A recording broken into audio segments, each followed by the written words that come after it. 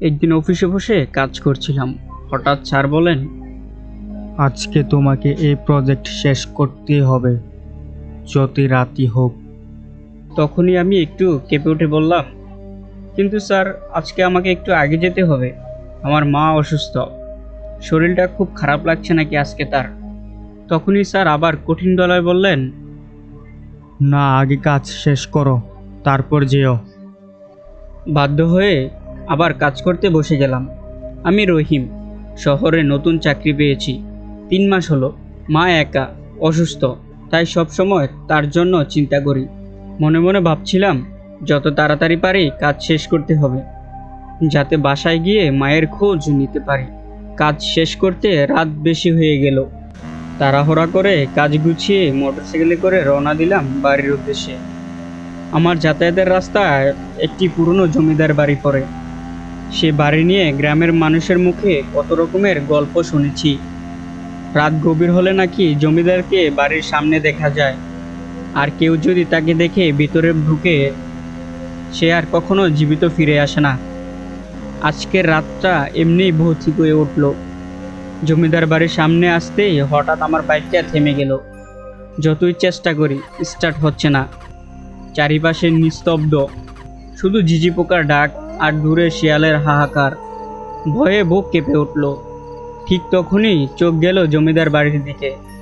অদ্ভুত এক টান অনুভূতি করলাম, যেন কেউ আমাকে ভিতরে ডেকে নিচ্ছে। কিছু না ভেবেই হাঁটতে লাগলাম সেই বাড়ির দরজার দিকে। দরজার সামনে যেতেই হঠাৎ ভিতরে আলো জ্বলে উঠল। মুহূর্তের পরই দরজা খুলে এক বৃদ্ধ মানুষ বেরিয়ে এলেন। তিনি আর কেউ নয়, জমিদার বাবু। কি হয়েছে বাবা, এত রাতে এখানে কেন? তখনই আমি থমকে গিয়ে বললাম, আমার বাইকটা স্টার্ট নিচ্ছে না, বুঝতে পারছি না কি সমস্যা, আর ফোনটাও অফিসে ফেলে এসেছি।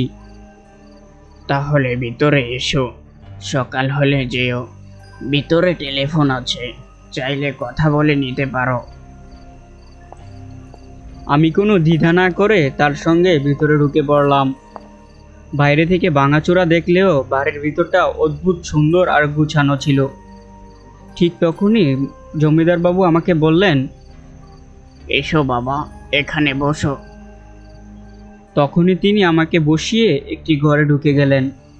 আমি একা বসে রইলাম। কিছুক্ষণ পর হঠাৎ পুরো বাড়ির আলো নিভে গেল।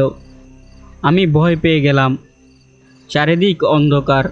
আমি কাঁপা কাঁপা গলায় ডাক দিলাম, জমিদার বাবু, জমিদার বাবু, কেউ আছেন? কোনো উত্তর নেই। অন্ধকারে হাঁটতে হাঁটতে তার ঘরের দিকে এগিয়ে গেলাম। ঘরে ঢুকেই আমি শিউরে উঠলাম। খাটের উপরে একটি শুকনো কঙ্কাল পড়ে রয়েছে। তার পাশে দাঁড়িয়ে আছে জমিদার বাবু। চোখ দুটো জ্বলজ্বল করছে আগুনের মতো, শরীর ভরা রক্ত আর ছুরির আঘাতের দাগ। তিনি আমার দিকে এক দৃষ্টিতে তাকিয়ে আছেন। ঠিক তখনই তিনি ঝাঁপিয়ে পড়লেন আমার উপর। না, ছেড়ে দিন, ছেড়ে দিন আমাকে, আমি তো আপনার কিছু করিনি। আমি প্রাণপণে লড়াই করতে লাগলাম। অবশেষে কোনো রকম তার হাত থেকে ছুটে দৌড়ে বাড়ির বাইরে বেরিয়ে এলাম। বাড়ির উঠোন পেরোতে একটি গাছের সাথে ধাক্কা খেয়ে মাটিতে পড়ে গেলাম। সঙ্গে সঙ্গে জ্ঞানও হারিয়ে ফেললাম। যখন জ্ঞান ফিরল তখন সকাল হয়ে গেছে। চোখ খুলে দেখি কয়েকজন মানুষ আমাকে ঘিরে দাঁড়িয়ে আছে। তুমি কে? তোমাকে তো কখনো এই গ্রামে আগে দেখিনি, আর এত সকালে তুমি এখানে শুয়ে আছো কেন? আমি ভয়ে ভয়ে রাতের ঘটনা সবকিছু খুলে বললাম।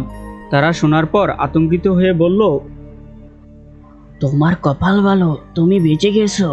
এই জমিদার বাড়ি নিয়ে অনেক ভয়ঙ্কর গল্প আছে, আর কখনো রাত হলে এই রাস্তা দিয়ে যেও না।